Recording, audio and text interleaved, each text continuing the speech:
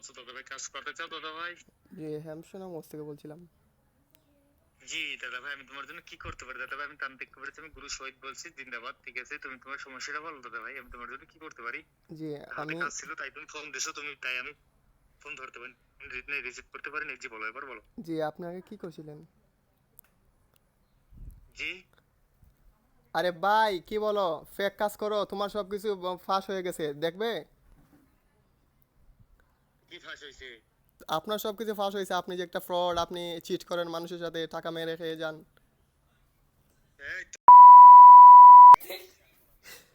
সব কিছু রেকর্ড হয়েছে রে, সব কিছু। এই এই শুনতে পাচ্ছিস? তোর সব কিছু রেকর্ড হয়েছে, টিকটকে, ইউটিউবে, সবাই তোকে লাইভে দেখছে, বুঝছেন? লক্ষ লক্ষ মানুষ, তোর আসল চেহারা তো খুলে গেছে রে। এই